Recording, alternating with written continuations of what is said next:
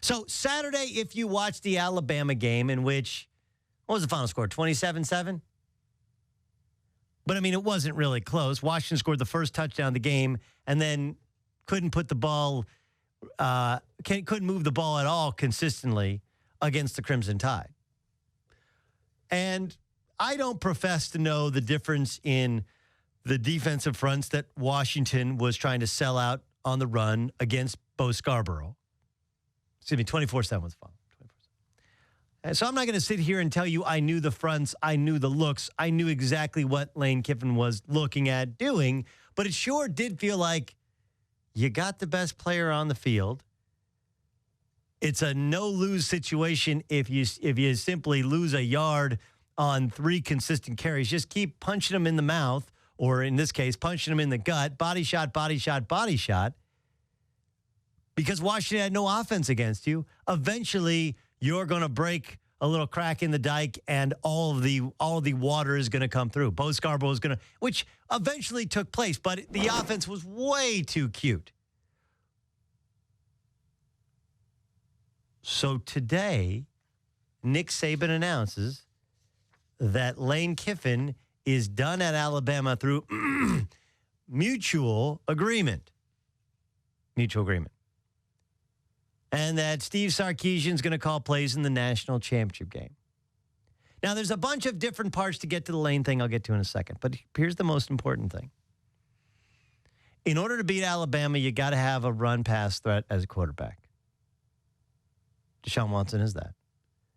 You better have some speed and athleticism to break a couple of plays and to be able to keep up with the Crimson Tide's explosive quarterback when he gets to the edge. Clemson has that. You better have a depth of athletes up front. Clemson has that. Clemson is not as talented overall or as refined overall as they were last year. Not as good as they were last year. But guess what? Alabama's not as good on offense as they were last year. And then you factor in the fact that they're changing coordinators the week of the national championship, which for a coach that hates distraction and hates a lack of focus will challenge this team yet again. Doesn't mean that Clemson's going to win, but Clemson has seen Alabama, know they gave away opportunity after opportunity in last year's national championship game. They got the best quarterback on the field. They have enough athletic talent, enough depth up front to handle Alabama's offensive front, excuse me. If it's going to happen, if what many people regard as the best defense in recent memory, if it's going to happen, it's going to happen this weekend. It's going to happen this weekend.